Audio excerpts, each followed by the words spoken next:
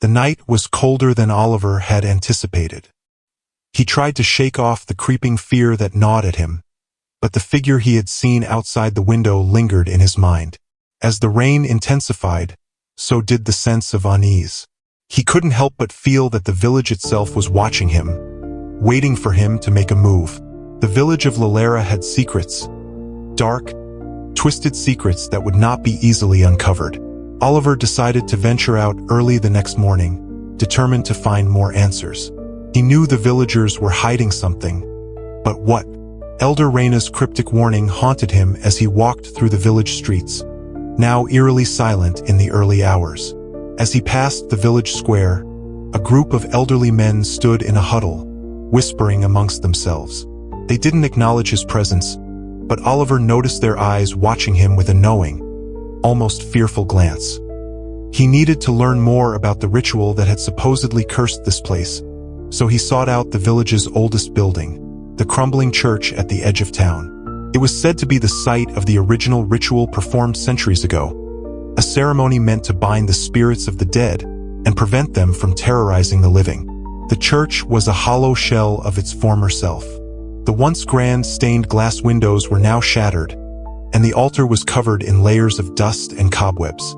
Yet, despite its decayed state, there was an aura of something ancient and powerful still lingering within these walls. The scent of incense and old wood clung to the air, and Oliver couldn't shake the feeling that he wasn't alone. He stepped cautiously towards the altar, noticing strange symbols carved into the stone floor. These symbols seemed to pulse with an energy that sent shivers down his spine. As he knelt to inspect the carvings, the sound of faint footsteps echoed through the church. He turned, but no one was there. A cold chill ran through him, and before he could move, a voice whispered from the shadows. The voice was soft, barely audible, but unmistakably human. "You should leave. You don't understand the consequences of your actions."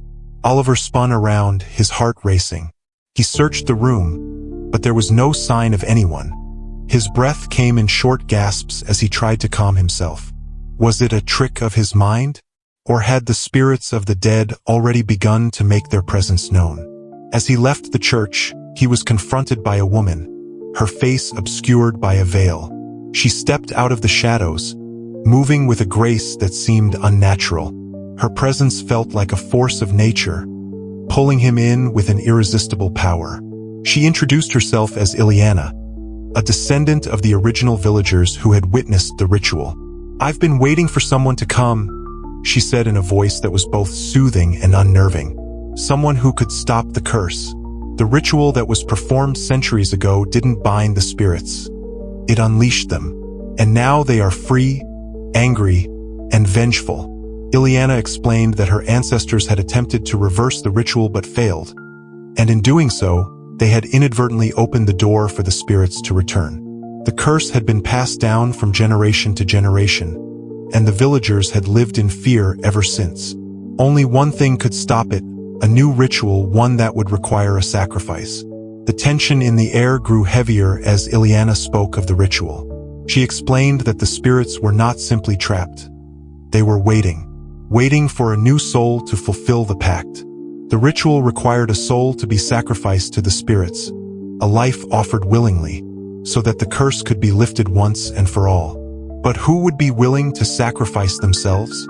Oliver asked, disbelief written across his face. Ilyana's eyes narrowed as she stared into his soul. The answer is simple. You are the one who can break the curse, but at a price. Oliver's heart pounded in his chest. The thought of sacrificing himself, of offering his life to appease vengeful spirits, seemed impossible. But deep down, he could feel the truth in her words. The village, the curse, and everything that had led him here were all part of something much larger than he had ever imagined. He had come to uncover history, but now he was caught in a struggle for his very life.